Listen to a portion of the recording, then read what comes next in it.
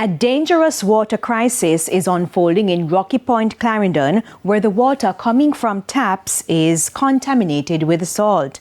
Saltwater intrusion is now raising serious concerns about health and infrastructure. Sandy Williams has details. In the coastal town of Rocky Point, water is no longer something residents can trust. Salt water has been seeping into the freshwater supply.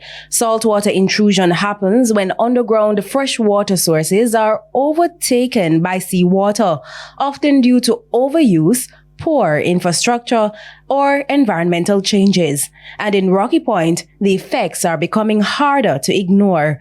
And Member of Parliament for Southeastern Clarendon, Pernell Charles Jr. has taken note. We have some real and long-standing issues in terms of water, and there's need for a new line to be run.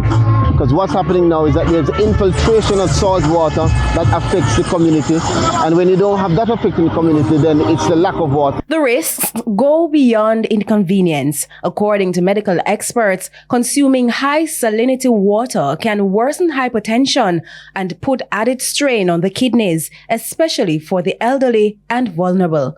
But it doesn't stop there. Saltwater corrodes plumbing systems, damages household appliances, and leaves families spending more just to access safe water.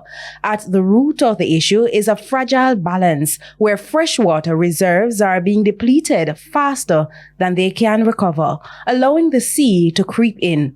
In nearby communities like Lioneltown and Hayes, water disruptions has already been linked to power issues affecting pumps. The recent issue that we had in Lioneltown and Hayes is due to a JPS situation where JPS went down, and that has affected also the water pump.